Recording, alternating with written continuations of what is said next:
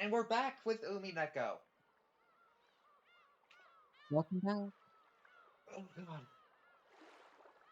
This every single time we start a video, I start it with me stretching so you hear groans of exertion. It's Stretching is very tiring. exactly. Alright, where did we leave off? Oh yeah, uh we left off on the Buddy Holly guitar riff. Oh yeah, as always. Yes, that's my signing off.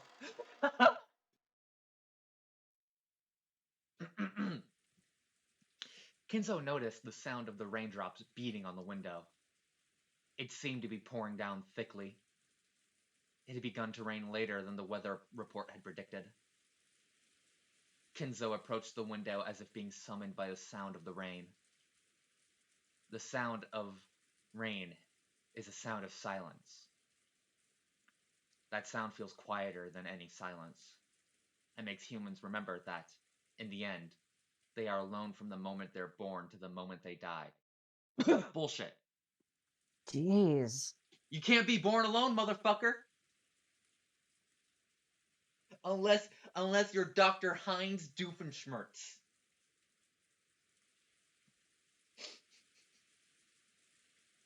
Do you have any idea what I'm referencing? I do. You think I've never seen I the don't hit show Phineas and Ferb? I don't know, man. I don't know what they show and don't show in Canada. Yeah, but I'd assume they would show Phineas and Ferb in Canada.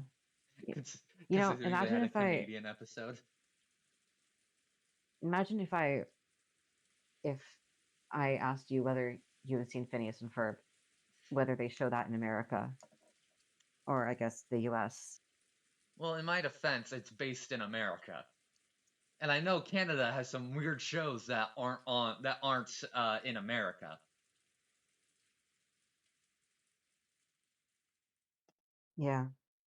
Like like y'all had Man Tracker. Don't you can't say shit to me. What is Man Tracker?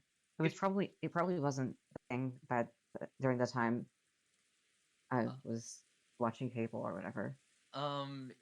it's a reality show where this cowboy looking motherfucker tracks down some men.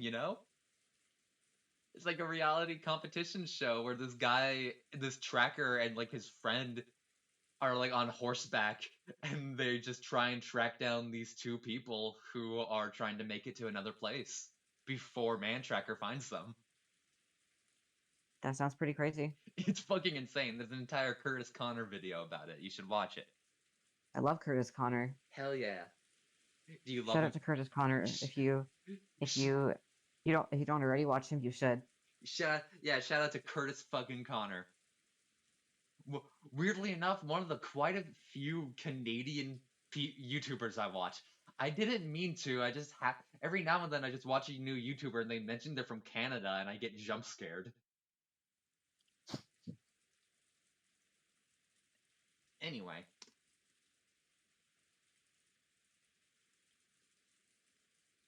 Here late, Beatrice. were those words directed at the rainy sky? There was no one to be seen in the direction of Kinzo's gaze. Well then, let us begin. Let us begin our banquet of miracles. This island has now been cut off from the world. Now, there are none who can interpret my ceremony. Did he say interpret? Ye said interpret. Damn, I thought I was just mishearing. Or misreading, sorry. No, you said interpret. It did say interrupt. I was misreading. Now there are none who can interrupt my ceremony. There we go. Yes. There are many fitting sacrifices for you. 4 of my children, 3 of their companions, 4 of my grandchildren. me and my guests and my servants. You may devour as many as you please. The key of fate will select the sacrifices in accordance with the demon's roulette. If that roulette chooses me, even I will become your sacrifice. However, because of that, because I will bet on such madness, I will most assuredly bring forth a grand miracle. Come, devour to your heart's content. I will achieve victory over that roulette. Yes, I'll put everything on the line. First, I'll return the inheritance of the Ushiromiya family. Accept it.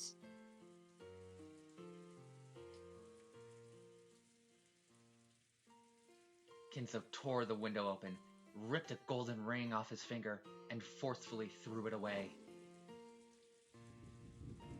At that time, the sound of thunder rang out, giving the illusion that the lightning had accepted the ring.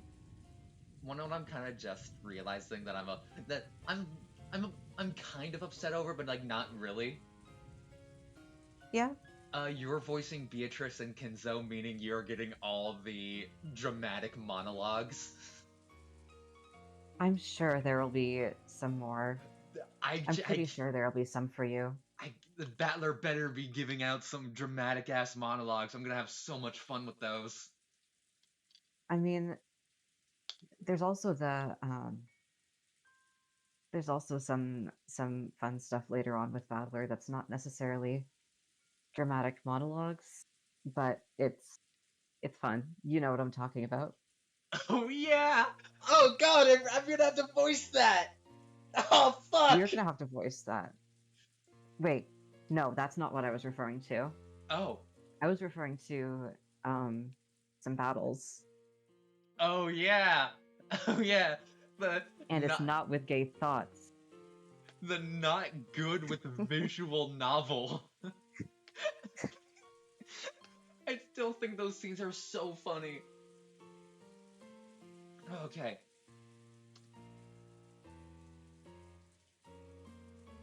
Though, think of it, I'm pretty sure Battler does have some dramatic monologues. I've seen some possibly spoilery things with him, and I don't know if it's just like a common like fan thing or anything like that. I have no fucking clue. But if it's like canon, he's 100% gonna get a dramatic monologue or two, and I cannot wait. It's so fun to do dramatic monologues. I was in theater. I was a little bit in theater as well. I actually had a monologue assignment for a drama class, and I did it. I wrote a monologue from the point of view of an Umineko character. Amazing. I It was I got laughed at, but like that was not actually relevant to the Umineko thing. That was just another thing. Because I got too silly. hell yeah. I love it when you. I love getting too silly. We had to in one of my English classes. We had to recreate a scene from Romeo and Juliet, and I played the nurse and the friar. Base, So like extremely base. I had a lot of fun. The friar was just a drunk. I had so much fun being him. It was like an abridged version of the scene to like get the point across of what the scene was about. It was when Juliet like first faked her death, like when she first drank the fake poison. Hmm. So like we can't. So like everyone coming in and like, oh god, Juliet. It was a lot of fun. And this is just for me to get my nerd cred out there. Uh, I auditioned for a role in my high school play. If I remember correctly, I actually did end up getting a role, a very prominent role. I think that was the same production where I did Andrew Ryan's speech, "A Man Chooses and a Slave Obeys" speech from BioShock. That means That's nothing so to you. nerdy. Um, but also I have the BioShock chain tattoos, so like I love BioShock. One, Yeah, I mean I can't say that's nerdy because I have a shit ton of Phantom tattoos. yeah. One of these days, there will be a Bioshock Let's Play on this channel, and I'm gonna have so much fun with it. Oh yeah, I bet. Alright, keep getting off topic. Back to the reading. It's fine. It happens. It happens. Umineko's nothing without some commentary. Yeah. And when you are resurrected, surely I will be the one who stands witness. I will survive until the end and watch over you as you awaken. So come, Beatrice, welcome to my banquet. In exchange for all that I have created, show me another miracle just this once. Oh, Beatrice!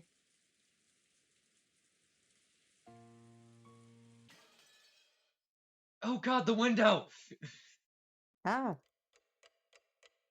I'm just gonna imagine whenever that scene transition happens, a window in the a window actually did break. Like nah, that'd be pretty funny. that's in canon.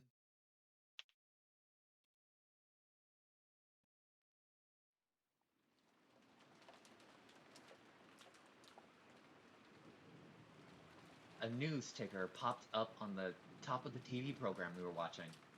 The disaster report told how municipalities all over were continually sending out rain, flood, and wave warnings. Of course, the raindrops beating harshly on the window were even more convincing. This rain's incredible. Still, when it's raining this hard, it also feels like it might stop at any moment. You wish. They said the typhoon's moving slowly. I don't know how obvious it is, but I did some editing today and I realized how I was doing Jessica's voice. It was clipping the microphone. Skill So, issue. so yeah, exactly. I'm trying to make it a bit quieter so I don't clip the mic. They said the typhoon's moving slow, so it might be like this all day tomorrow. And even a little bad weather stops the boats from coming.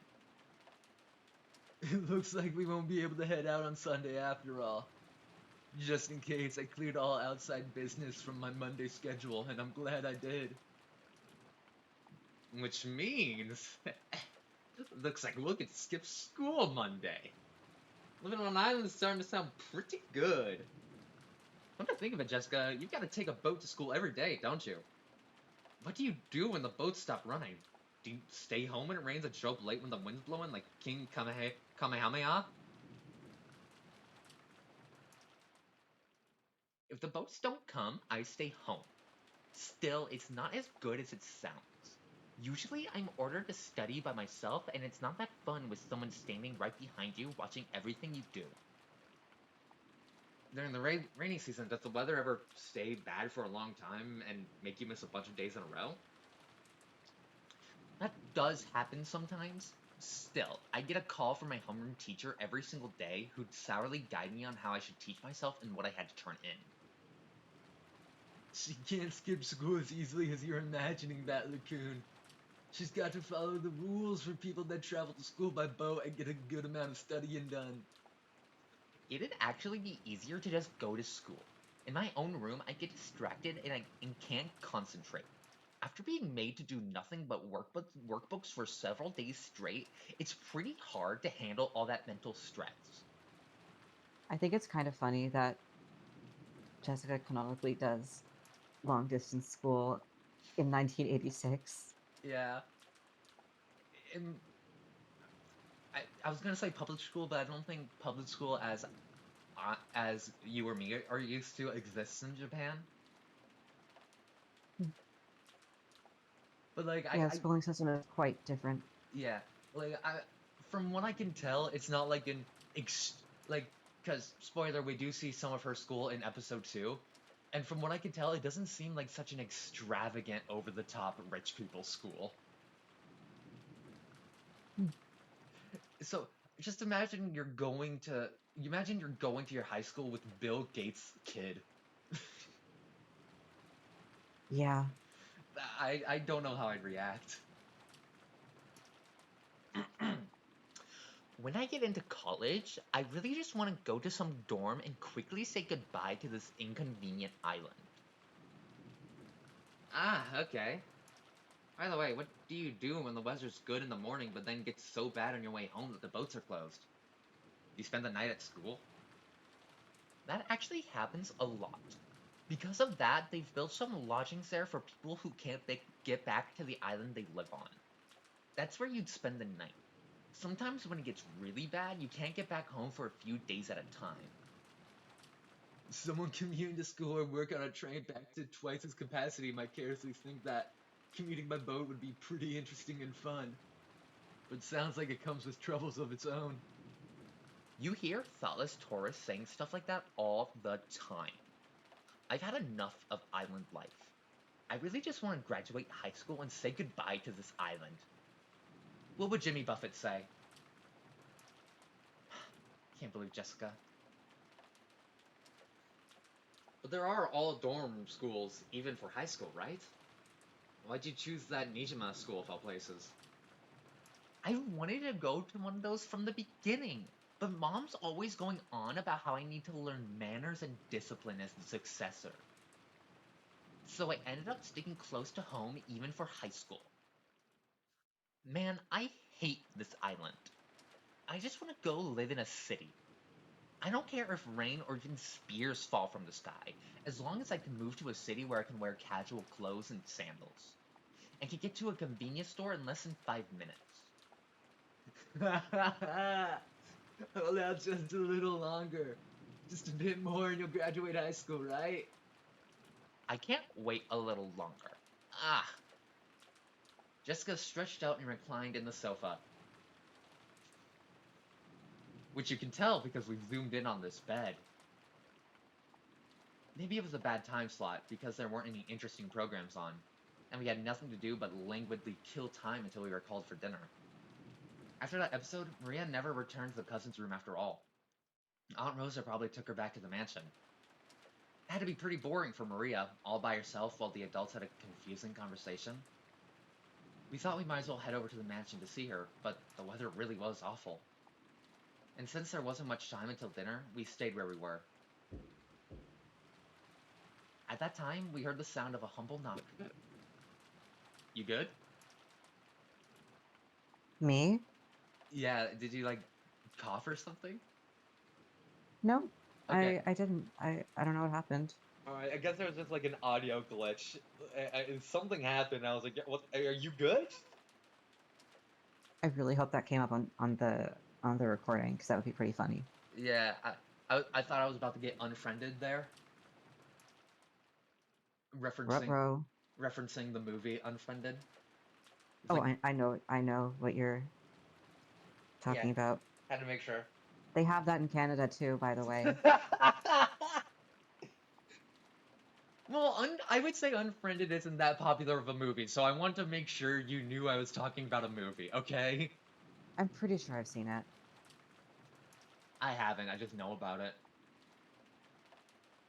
There's no way it's good. I should watch it. Yeah. Yes! Preparations for dinner are complete. Please come to the mansion. It was Cannon-kun's voice. Did he go to all the trouble of coming from the mansion in this rain just to get us? Couldn't he have just called us on the telephone? Well, I guess servants at work don't always get to take the most efficient route. Just when I was getting hungry. Let's go. George Aniki turned off the television and stood up. My stomach's been growling for a while. I've always been a huge fan of the main family's dinners. You didn't go to Sansei was Taft steak or something? Oh, I can't wait. Our dinners are always even more fabulous than usual when the family conference comes around. Even I'm looking forward to it. Let's go, let's go. As we left the room, Cannon-kun bowed silently and respectfully. Okay, let's go. Is the rain pretty nasty out there? Yes. Take care not to get your garments wet.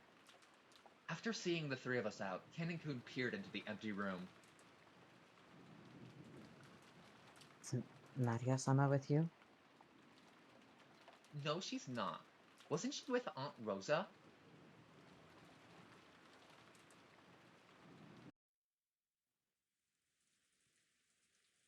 Rosa was lying on a sofa in the empty parlor, having having fallen asleep before she knew it.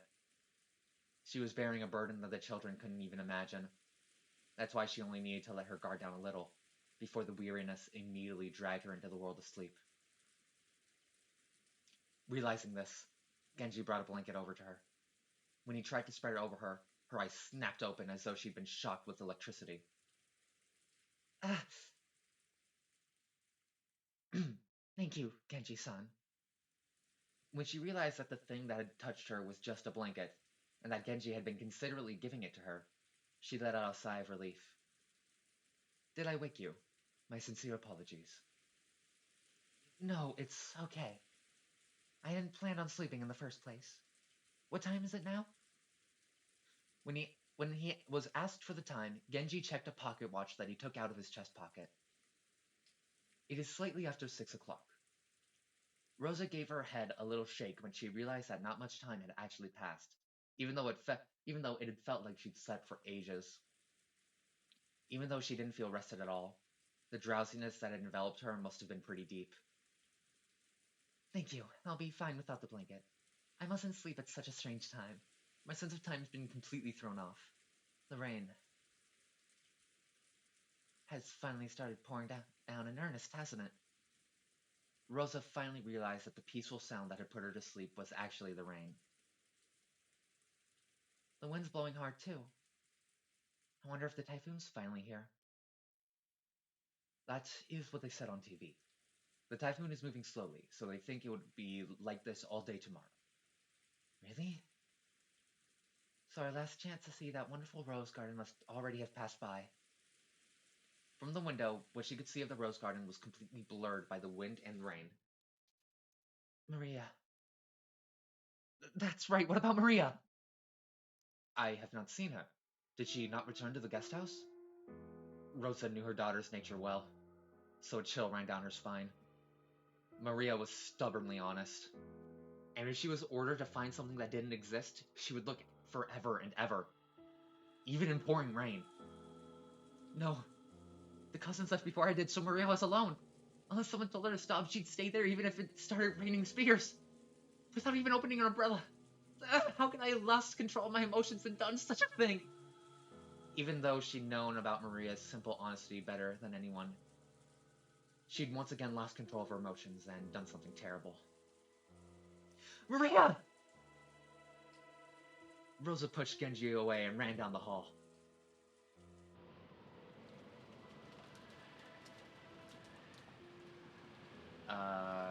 Hold on, I'm pausing the recording real quick. Alright, we're back. I couldn't find the stupid joke I wanted to make.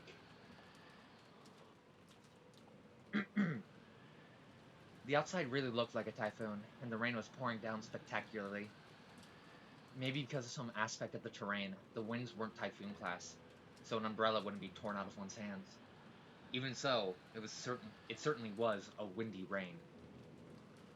There was no time to admire the roses being drenched. Anyway, I'm getting pretty worried about Maria. You don't think she's still rebelliously searching for that rose alone, do you? I wonder. Surely she wouldn't do it in this rain. Or at least I wish I could believe that, but Maria-chan sometimes gets really stubborn and intensely straightforward. We hadn't worried much, thinking that Aunt Rosa had taken her back to the mansion. However, when Canon Koda had come from the mansion to call us and thought Maria was here, we got a little worried. I did not see her in the mansion, so I was sure she was here. After all, Rosa-sama was taking a nap. You didn't see her on your way over here? My apologies. I opened my umbrella and ran as fast as I could, so I did not pay much attention. If he had cut through the rose garden, taking the shortest line between the mansion and the guest house, then he would have just barely missed the place where Maria had been looking for a rose. It was raining this hard, too. It certainly would have been possible for Canon-kun to fail to notice her. Instead of arguing here, it'd be faster to just check it out directly. Aniki, why don't we race over there? Oh, do you think you can beat me now that you've been growing for 6 years? Okay, let's settle this. That was so. That was so out of place. Yeah, I thought it'd be funny. No, it was pretty funny. Go! George, Aniki, and I flew out into the rain. Jessica and Canon-kun followed us. Maria! If you're there, answer me! Maria! It's Aunt Rosa. Hey, Aunt Rosa! When George Aniki called back, Aunt Rosa jumped at him and grabbed onto him. Where's Maria? Isn't she with you? No, we didn't meet with Maria to fuck up. We didn't meet with shit up. We didn't meet with Maria chat after that. Maria! 6 years ago, Maria was 3 years old. She's a cute and pure kid who just accepts whatever anyone said. But 6 years have passed since then. She's 9 now and experiencing the ups and downs of life should have taught her something. But Maria, are you telling me you're still as innocent and pure as you used to be? Maria! As I circled the rosebed, something white unexpectedly turned to face me. It was a white umbrella. Maria was crouching down, holding a white umbrella and still searching for that rose. Her face, which had turned bright red from her crying her eyes out, was dirtied with water and mud. It was truly a pitiful sight. Maria, are you still looking? Can't find it. Can't find my rose. Maria had probably been here since the rain started pouring down. Her shoulders were freezing. She looked tired to the bone, but fortunately, since she was holding an umbrella, she wasn't completely soaked. The umbrella probably came from that handbag Maria always carried around. Thank goodness. Seriously, thank goodness. Bat Lagoon! Thank goodness you found her! Maria! I'm sorry, I'm so sorry! Aunt Rosa threw her umbrella aside and hugged Maria. It's not here. My rose isn't here. I'll look for it with you later, okay? So just put it on hold for today, okay? Put it on hold for today. It looked like Maria still wasn't able to accept it, but she no longer had enough energy left to resist. Jessica and Canon-kun caught up with us. I'll have a towel ready in the mansion immediately. Maria, were you here this whole time? I'm sorry. I'm sorry for being such a bad mother. Aunt Rosa, why don't we head back to the mansion for the time being? If we stay here, Maria will catch a cold. Fuck. You're right. Maria, let's go. If we don't get you cleaned up, Grandfather will be mad. Hungry. It's already time to eat. You did a good job holding out, Maria. Once the weather gets better, we'll all go search together. We couldn't stay in the rain forever. We took Maria with us as we headed back to the mansion. Maria apparently wasn't as worn out as I thought. When she'd remembered we were having cast steak for dinner, she started chanting, I'm hungry, ooh, ooh, and returned to her usual spirited self. Aunt Rosa didn't chide Maria for saying ooh, ooh. I see. So she had an umbrella on her. Maria sure is good at packing the right stuff. I didn't bring an umbrella. Dun dun dun. Wait, shit. Hold on. Oh fuck. Hold on. Shit. I promise this will be funny.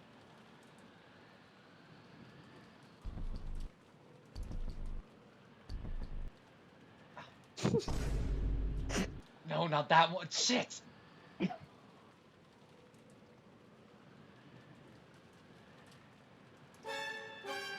That is 100% not the sound I'm looking for.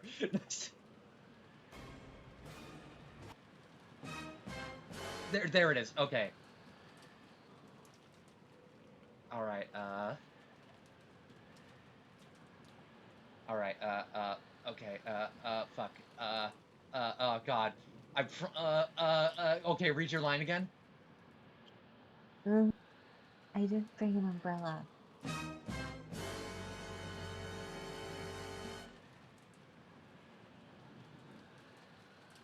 Yeah. Was that joke worth it? Yeah.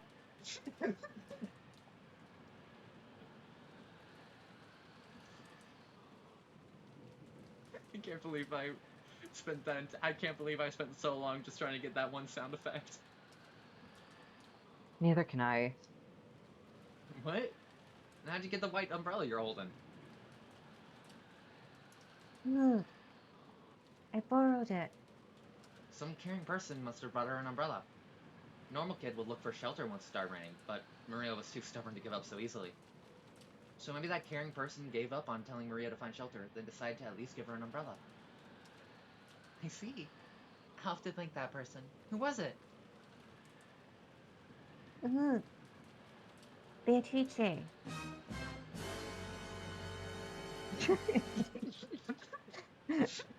No, that one was better. The name Maria cheerfully mentioned was that of the Adam's witch. Rosa took a deep breath and asked again, trying to do so in a way that wouldn't damage Maria's good mood. Really? That's wonderful. So who was it? Who brought you that umbrella? Look, Beatrice.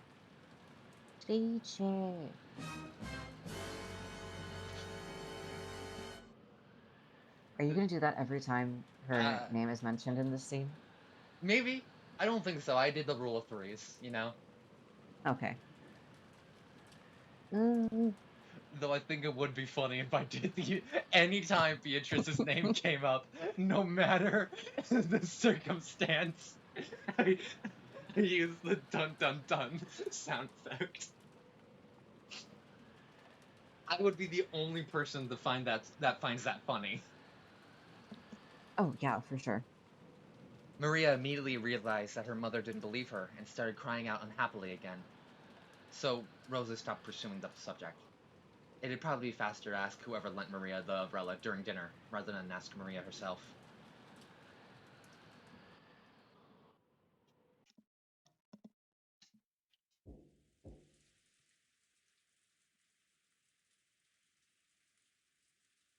Father, please at least join us for dinner. It won't be a family conference otherwise. Along with a dull pounding on the door, the sound of Krause's entreaty could be heard. However, that voice seemed to be resigned to the fact that nothing it said would be heard. Kenzo-san, won't you at least come out for dinner? All your children have gathered here to see your face, haven't they? Silence, Nanjo. So the bishop won't work. One move too short. Apparently, Kinzo was completely focused on the final battle of his long-lasting chess match with Nanjo. Kinzo's brow was wrinkled as he continued to glare at the game board through his spectacles. Krause's voice didn't reach his ears. Kinzo-san, I'm hungry myself. Why don't we go down and eat? Go by yourself if that's what you want. Let me consider this next move for a little longer. We are going to finish it tonight. Otherwise, it's doubtful we'll finish before the world ends.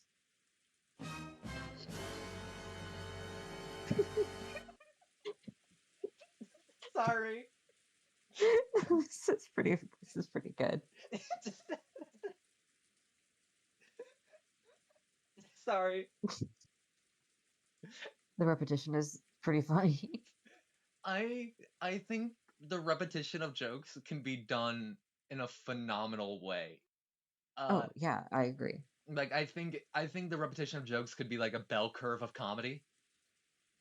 where like it starts off funny and then like it keeps on going and you're like, oh yeah, whatever. And then it keeps on going, you're like, oh, God, they need to stop doing this. And then it keeps going and it's funny again. Like, that's my sense of humor.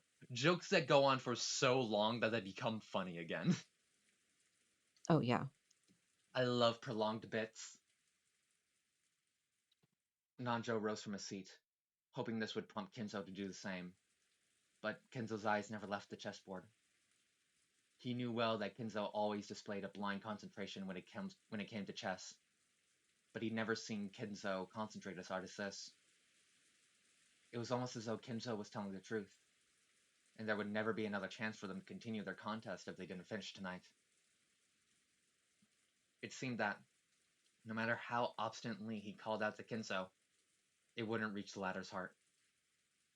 Nanjo gave up and headed to the door that Kraus was still banging on. The door to the study opened. Kraus was taken aback, thinking that maybe Kinzo was actually coming out. However, Nanjo was the one who appeared, and Kraus let out a sigh of relief. Dr. Nanjo, his father. I'm sorry I couldn't be of service. Right now, this room is Kenzo-san's whole world. Nanjo shook his head with a completely defeated expression. Kraus raised his fist once more and banged on the door, shouting, Father, can you hear me? We're heading down now, but please join us anytime you feel like it. All of your children are waiting for you. Fuck off! His voice was very loud, and he was making a racket pounding on the door. There is no way it wouldn't reach Kinzo's ears. Well, it certainly was reaching him, but he ignored it anyway. However, unlike the time he'd been called out for lunch, he didn't fly into a rage. By now, Kinzo was calm at heart, almost as though he'd taken on a philosophical view and turned himself over to fate. Neither dinner nor the faces of my children interest me in the slightest. I will only leave here if Beatrice is resurrected, or if I am chosen as a sacrifice for the key. The demon's roulette has already started spinning. What meaning does dinner have at this point? As though the painfully loud banging on the door completely failed to enter his hearing. Kinzo silently thought about his next chess move, still in his philosophical state. Do you think Kinzo would like the game chess with a shotgun? What is that? It's like a roguelike game where you play as a king, but you have a fucking shotgun. Like the plot is that you're like the Black King and all your people defected to the other side. So now it's just you with a shotgun defending against waves of enemies. I don't know. It looks Because, it looks really fun. yeah, but Kinzo, I can't imagine him playing a video game. What if it was 5D chess with multiverse time travel? Do you think he'd play that? Well, that's a little easier to understand because it's chess and he knows the basic rules of chess already. And the multiverse part is just an extension of that. God, I would I think he would try to play it, but but he'd get destroyed. I would love to play 5D chess with multiverse time travel with Kinzo. I would love to Me do that. too. I would love to play with Battler. Just as Oh, always, yeah. just as always, Kinzo's figure couldn't be seen anywhere in the dining hall. Kraus, wearing a bitter smile, returned with Nanjo. Father says he still is not feeling well. He truly regrets missing this once-a-year opportunity to sit together with his gathered family. Ava and Rudolph snickered. I don't like saying that word because I Oh, feel yeah. I don't. I feel like Yeah, me neither. I feel like just how I talk in general is kind of fucky with that word.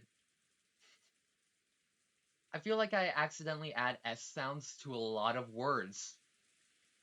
So I'm not fucking risking it. I never noticed that. I think it's just part of my lisp. Hmm. Given Kinzo's personality, there was no way he'd show signs of regret, and none of his relatives showed any regret at his absence. Then why don't we start dinner? Goda, begin. Certainly. Well then, if you will allow me. When Godo was told to start the family conference dinner, his biggest time to shine of the whole year, he nodded with a broad grin. May I ask who lent Maria an umbrella? When Give Rosa. it up! Maria says it. Just give it up already. Ooh, give it up. When Rosa timidly cut through the silence of the dining hall, everyone noticed. An umbrella? What's this about? A short while back, Maria was in the rose garden when it started raining, and she apparently borrowed a white umbrella from someone. I wanted to thank them. It wasn't one of us. After you left, we moved to a different room, and I had a friendly chat that whole time. That's right. Even after that, the siblings had a real friendly chat. The word friendly fell awkwardly from Hideyoshi's lips, so even those who hadn't been present could tell the conversation hadn't been a pleasant one.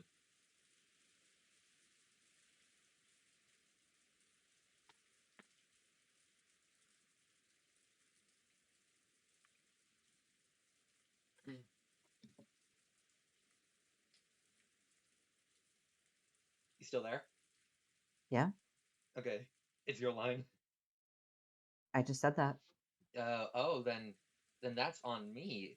Discord just didn't show it. Just didn't let me hear it. Yeah, that's on you. I'll repeat it because Okay. I'm nice. Thank you.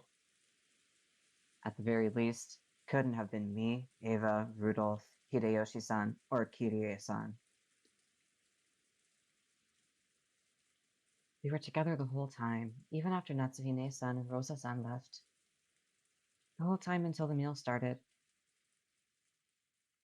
Nii-san went up to the study with Genji-san to call father. At that time, the rest of us went straight to the dining hall. So it wasn't one of us. Couldn't it have been a servant kind enough to lend an umbrella? So was it you, Goda-san? I've been in the kitchen the whole time preparing. My sincere apologies. Goda looked slightly disappointed about missing this chance to show off. At that time, Shannon and Kumasawa appeared, pushing a serving cart loaded with hors d'oeuvres. Then what about Kumasawa-san or Shannon-chan? Yes? Has something gone wrong? Because Shannon had come in part way, she shrank back, mistakenly thinking that the others were searching for the one responsible for some error. It isn't like that. It started to rain when Maria-chan was alone in the rose garden. After that, someone lent her an umbrella. Aunt Rosa said she wanted to thank that person.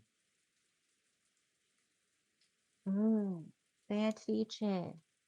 Maria, her mouth a thin line, said the witch's name in a small voice. Aunt Rosa explained the situation one more time. As she did, Kumasawa-san cackled. It wasn't us. Shannon-san and I were preparing the rooms together, so we didn't go outside. Yes. I'm sorry I wasn't able to be of assistance. Preparing the rooms? What do you mean by that? Because of the rain. We thought it would be troublesome for all of the guests to return to the guest house. So the servants were ordered to prepare the guest rooms inside the mansion. Really? How thoughtful. Yes, it certainly would be rude to chase us outside in this rain. Could you give it a rest? Yes, after receiving the order from Madam, Kumasawa-san, Kanon-kun and I started preparing the rooms.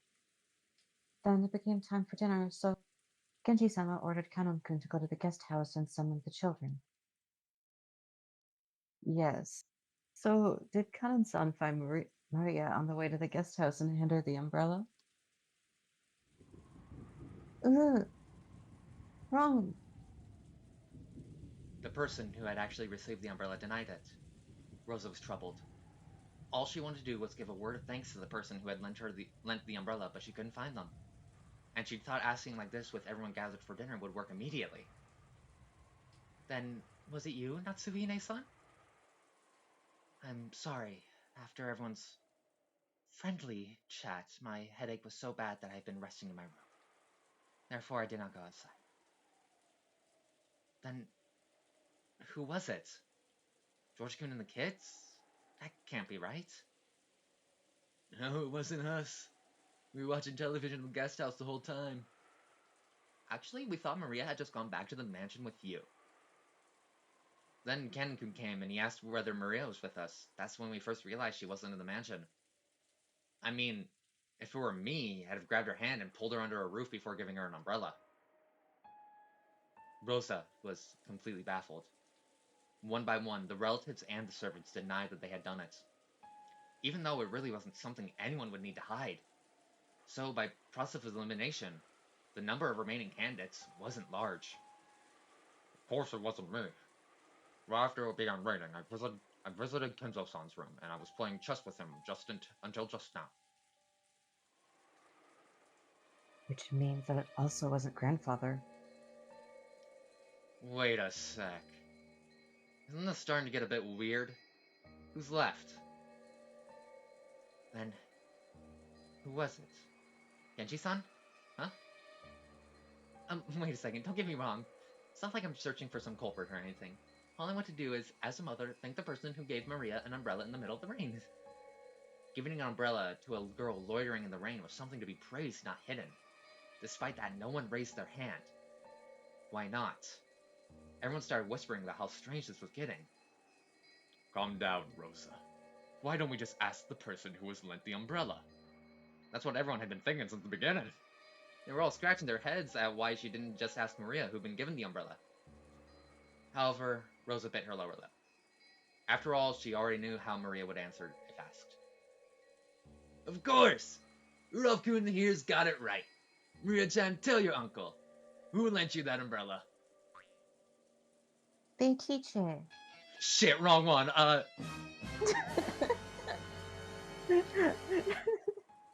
No, that was the right one, actually. Can we, as a society, decide that for dramatic reveals, instead of doing the dun dun dun, it is now the Buddy Holly guitar riff? Yes. Can we, as the society, just agree to do that? The dining hall was wrapped in silence for an instant, but it was soon interrupted by a burst of laughter.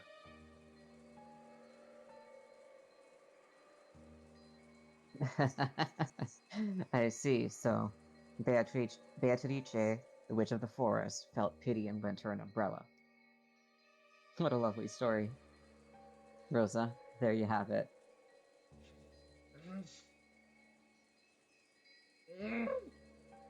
Rosa couldn't believe it. Even though she just wanted to say thanks for the umbrella, why did everything have to be so clouded in smoke? George, get that out of here!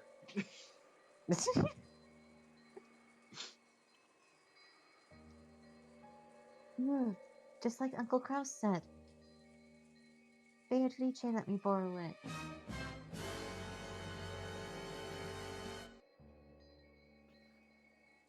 Oh god, that's just reminding me of this show. I like that it had a bit like that where it just kept doing the dramatic reveal noise. Like even when it no longer made sense to do it.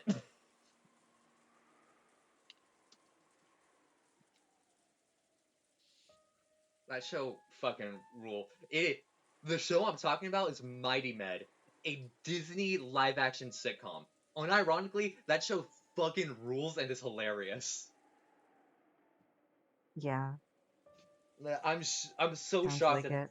I'm so shocked how funny that show is.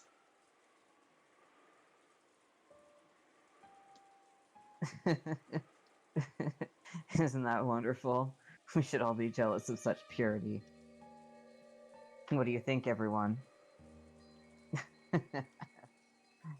Kraus was laughing with a face that was clearly mocking. 'Cause that's what good people do. Mock a child. But Maria was overjoyed, apparently convinced that her claim was being believed. How did that work? Does that mean a witch really appeared and lent her an umbrella? Jessica asked me in a small voice that wouldn't carry over to Maria, who was sitting across from me. Has Maria ever been the type to make jokes? If we'd heard that kind of story pop out of my old bastard's mouth, we would have just taken it as another joke.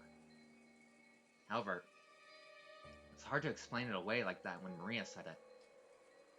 This was getting pretty unnerving. No way. She's always been frank and serious. She's the sort who'd believe any joke, even ones normal people could instantly tell were lies. I've never even heard of her cracking a joke. Aunt Rosa probably knew that better than anyone. It appeared that because of this weird situation, she had no idea what was going on anymore. So, if Maria says she borrowed an umbrella from Beatrice, that must mean it really was Beatrice. We're talking about Maria here, so I can't think of it as some kind of metaphor or joke. It might be best to take what she says at face value. Then, what's going on? Are you saying Genji-san or someone put on that fancy dress from the portrait and gave Maria the umbrella? Love that Genji was the first one he went to.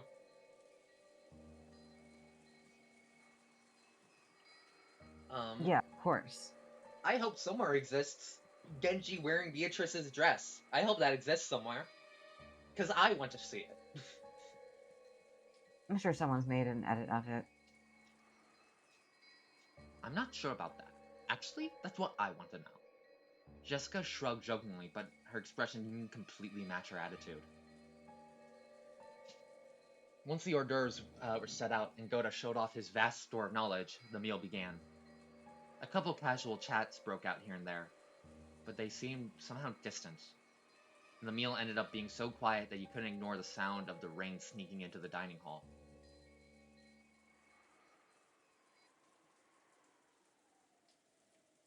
Kumasawa and Shannon, pushing the serving cart, ran into Genji and Ken on their way to the kitchen. Oh, it's Genji-san. Did you lend Maria-san an umbrella? An umbrella? What are you talking about? Well, I heard that when it started raining, Maria-sama was alone in the rose garden. It seems she borrowed an umbrella from someone there. But we don't know who it was. It wasn't me. After all, I actually thought Maria-sama was in the guest house. When Badura-sama first found her, she was already holding a white umbrella. My apologies, but it was not me either. Then, could it actually be the master? Both in the dining hall and right here, everyone had stated that they hadn't done it. I left only Kinzo, but...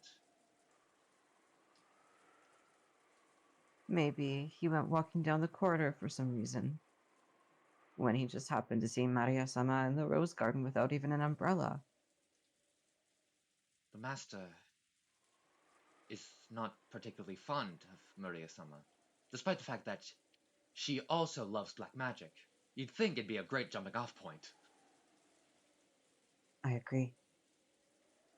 I can't imagine that, for Maria-sama's sake, he'd go to all the trouble of descending the stairs with an umbrella. Oh my, how troublesome.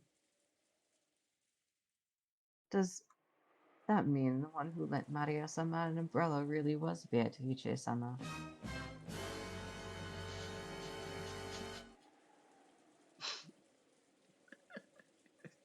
There we go.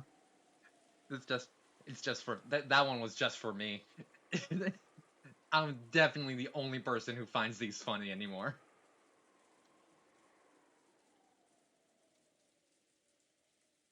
Oh yeah, no, I agree. You You are also... the only person who finds these funny.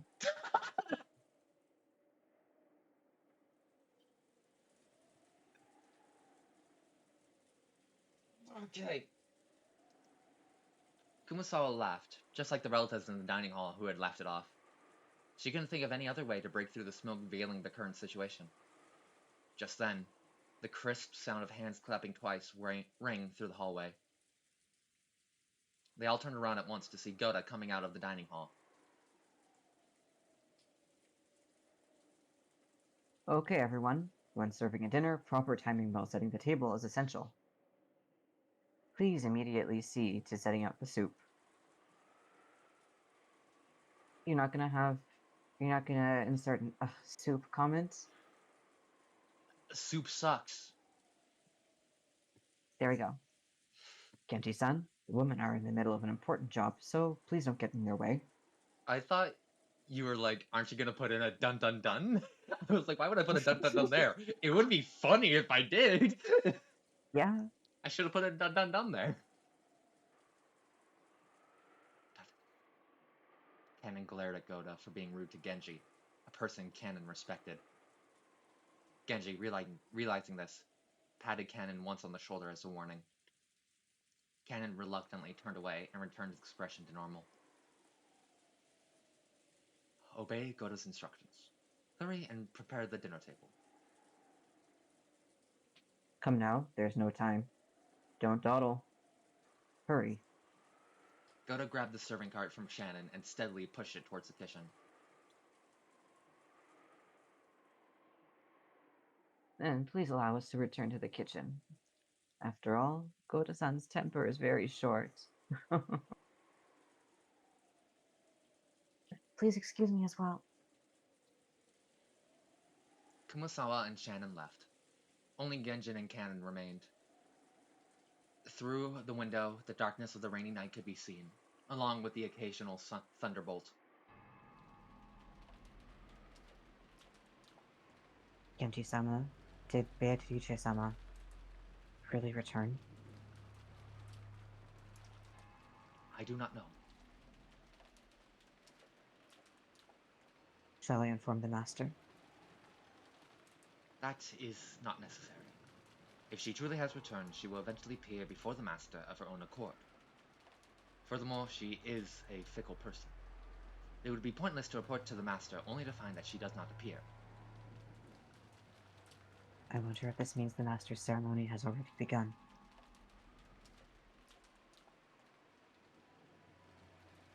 Oh shit, that's me. Oh god! Ah!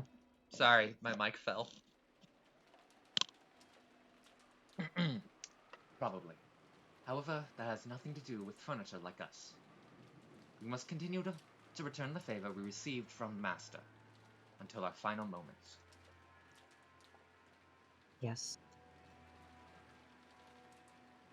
That is furniture's duty. The thunder crashed once more. Except for those instants when lightning lit up the sky, nothing could be seen out the window but the darkness of night. Just as humans rule when the sun is up, those that are not human rule when the sun is down. The darkness of night that now surrounded Rokkenjima was ruled by another master, not the Ushiromiya family. Did this master take pity on Maria when she was alone and being pummeled by the rain in the rose garden, lending her an umbrella? Kennen looked at the rose garden's lights, dimly visible beyond the window. The dim lights weren't enough to illuminate the surrounding area. Looking at those lights felt like making eye contact with the witch, and Kennen forced himself to avert his gaze. If he didn't, it felt like his eyes would be absorbed by that light. Can the weather change how people act? You often hear stories about how things like atmospheric pressure can influence people's moods and physical health.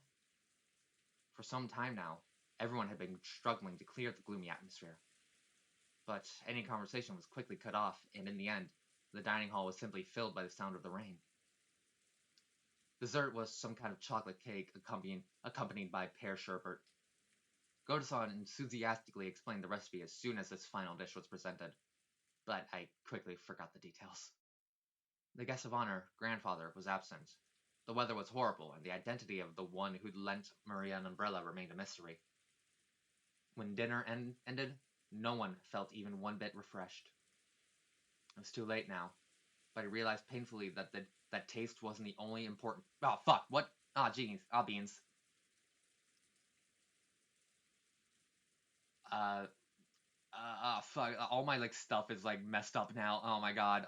Beans. Oh, Beans. oh no. Oh no. All right, we're good. The whole atmosphere was also critical. Goda-san, the supposed conductor of this musical piece called Dinner, did his best to enliven the place, dropping little jokes left and right, but apparently not one of them succeeded. After taking orders for after-dinner coffee, tea, and orange juice, he left for the kitchen. As soon as he disappeared, Uncle Kraus spoke. My. What a waste that the dinner Goda worked so hard to create has met with such a gloomy atmosphere. Yes, absolutely. Just feels like nothing would taste good today.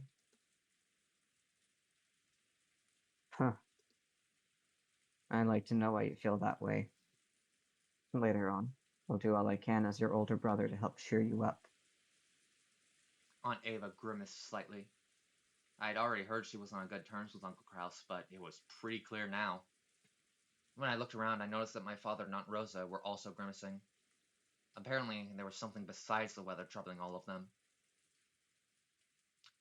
Both Aunt Ava and my dad aren't looking too happy. Really, I don't think so. I asked not Natsuhi, who was sitting on my right, but she seemed to be in a bad mood as well. All I can imagine is Battler just like laying just. Steve, they are not looking good. I think Natsuki and Battler, in a better circumstance, would have like the best aunt nephew relationship. Like I feel like they would get along like a house on fire, you know? Mm-hmm. She snapped back as if to say she was absolutely not interested. Well, our adult conversation got a little complicated. It isn't something like kids like you need to worry about, Battler-kun. Isn't that right, Natsuki-san? Kirie-san. It sounds like he's covering up a murder. Yeah. Uncle Hideyoshi laughed as he spoke, but without his usual brightness. So I could vaguely imagine just how complicated their adult conversation had become. On top of that, even Aunt Natsui and Kirie-san, the people he had directed his comment to, ignored him as though they hadn't heard anything. I didn't know what kind of conversation they'd been having while his kids were away. But it reminded me of how Dad said he had stomach cramps when we arrived at the mansion. The family conference might have been a playful reunion to us kids, but it was definitely different for the adults. After Uncle Hideyoshi's comment was ignored by the other adults, and an awkward silence fell upon the room, Kirie-san spoke up. We were talking about how the kids' careers would turn out. Such as what lies in your future, Badler-kun. Will you just drift on to college? Wouldn't that be a little disheartening as a starting line for the long race of life? Hey, wait a sec! Kirie-san, if you start talking about something like that in the middle of a meal, it won't digest well, and we'll end up getting constipated. That's right, that's right. We were talking about Battler-kun's and Jessica-chan's careers. You guys think seriously about the future. Hideyoshi heartily agreed as they really had been talking about that, but that was probably wrong. Kirie-san had been obviously trying to change the subject. However, if Kirie-san had determined that this was the best course of action for now, then she was probably right. Taking this into account, I cast aside my suspicions as to the cause behind Aunt Ava and Dad's bad moods. Fade to black, fade back. At long last, the serving cart returned, filled with coffee and tea. Kumasawa-san and Shaman-chan served it to everyone. Goto-san then explained that this concluded tonight's meal. If only the mood had been a bit more cheery, it might have been the best dinner of my life. It was a shame this best of dinners couldn't have been had under the best conditions.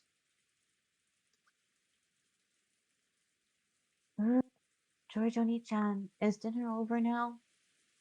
Over? Yes, with this dinner is finished. Don't be rude. Stay in your seat and calmly drink up. Maria looked like she was really excited by the occasionally crashing thunder. Maybe she wanted to quickly finish eating and run over to the window. She had been fidgeting for a while, waiting for the meal to end. Some people are afraid of thunder, while others find it interesting, and Maria was apparently one of the latter sort. Therefore, when she heard from George Aniki that dinner was over, a huge smile broke across her face. She then rose from her seat, took out her handbag, which she'd set under her seat, never having left it even while she was eating, and began fishing around inside of it. No one seemed particularly concerned by this behavior. What's that? Where did you get it? George was the first to notice it. As he spoke, Battler noticed it too. They saw that Maria was now holding a beautiful Western-style envelope. On the front of the envelope, the Utsunomiya family crest, the one-winged eagle, was done in gold leaf. Furthermore, the fact that it was sealed with dark red wax made it clear that this wasn't something Maria could have brought as a prank. Maria-chan? What is that? It seemed that Natsuhi had also noticed the strangeness of the envelope Maria was holding. Her voice sounded too serious for someone admonishing a small child, so the relatives around us finally noticed too. What happened, Natsuhi-san? What is that? Maria? Where did you pick that up? That envelope has Kinzo-san's. When Nanjo muttered that, even as Kid couldn't understand why everyone seemed to be frozen solid. The envelope that Maria held was one of the Utsunomiya family head's custom-made envelopes for private use. In other words, it could only mean one thing. This envelope contained a message from Kinzo. Huh. What's an envelope like that doing here? Now that's an interesting thing to come jumping out at us. Just let me have a peek. Ugh. No, wait, I'll read it. I was told to read it to everyone. Uncle Hideyoshi tried to snatch the envelope out from Maria's hands, but she protected it, as though hugging it and didn't let go. Hideyoshi-san, you can't use force against a child. Maria-chan, where'd you get this envelope? Ugh. I got it from Beatrice when she gave me the umbrella. Okay, now that's the last one. I should have expected that. Here, I'm deleting. Here, hold on. No, you don't have to delete it. I will be way too tempted to keep using it. Okay, yeah. Alright? It's deleted from my soundboard. Okay. It won't be used anymore. I promise. This time for real. Okay.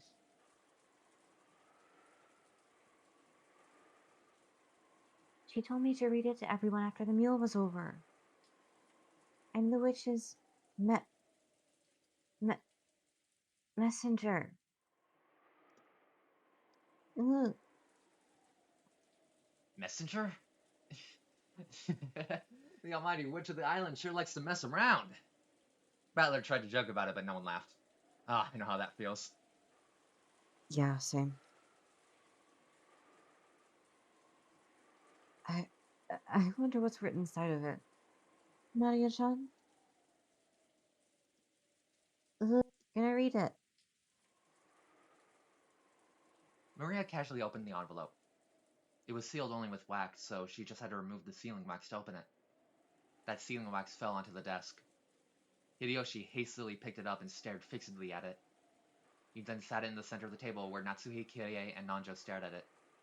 Imprinted in the sealing wax was the one-winged eagle, which was the Utsunomiya family crest and also Kinzo's personal crest.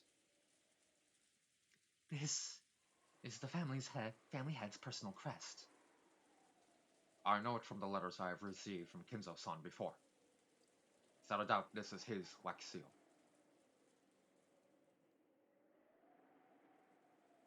But aren't there several things in this mansion bearing that crest? For example, if there is some kind of stamp used for wax seals, couldn't someone other than Kinzo-san have used it? No, Kenzo-san would always use a ring on his finger. His proof of the Usabamiya family headship when he sealed the box. This shape and complex design is definitely Kenzo-san's seal. That is not necessarily so. Anyone in the family must have received a letter from father at least once. We can't eliminate the possibility that someone used that wax as a model to create a fake seal and pass themselves off as father. I agree with Aniki. No matter how much the seal resembles Dad's, we can't prove that it is the real thing. So it doesn't prove that this envelope came from him. I absolutely agree.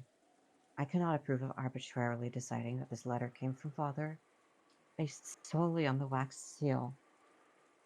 Dr. Nanjo, couldn't you use a bit more discretion with your vague words? I apologize. It was not in my place to speak. One after another, all the siblings from Kraus on downwards rejected Nanja's statement, saying that the envelope Maria held wasn't necessarily from Kinzo. They were afraid. They feared from the bottom of their hearts that Kinzo's intentions were written in there, and that it might be some announcement regarding the inheritance that would be decidedly unfavorable to them. Maria, the person who gave you that envelope was the same person who lent you that umbrella, right? I don't know what "oo" means. Is it true? Yes. So, in other words, the witch Beatrice gave Maria-chan that envelope along with the umbrella? Maria nodded forcefully. I agreed with my husband. It's a dubious letter handed over by some suspicious person. It isn't even worth reading. There's nothing wrong with just reading it, right? Butler said to Jessica in a small voice, trying to act tough, but not so he heard him clearly and glared at him with threatening eyes. And then? Beatrice told you to read it after the meal was over, right, Maria?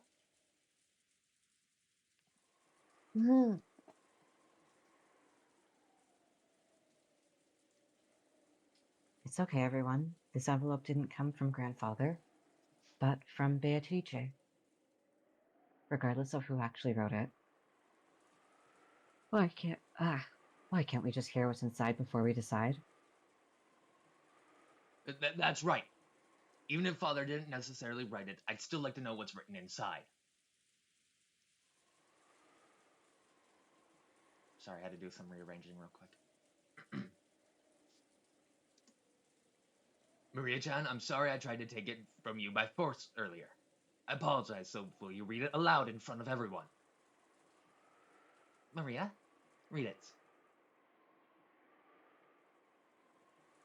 it. As all the relatives stared fiercely at Maria, she spread the letter open with a rustle. Do you think it really did come from Dad? Possible. That sounded like possible, didn't it? It did. Impossible.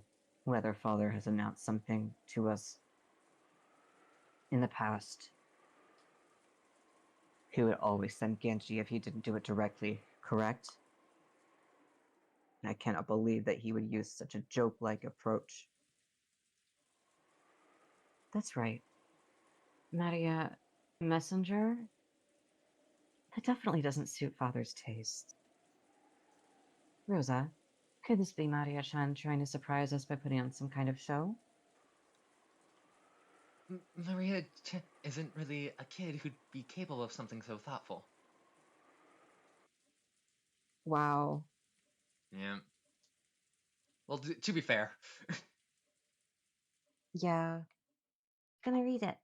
The words came out of Maria's mouth, but for some reason, her voice seemed different than usual. Oh, I can't wait how you're gonna do this. Everyone went suddenly silent. Welcome to Rokkenjima, members of the Yoshiromiya family. I am Beatrice, the alchemist for this family employed by Kinzo-sama himself. That's crazy! Quiet! By the way, listen to the music that just came on. Ah, this track fucks.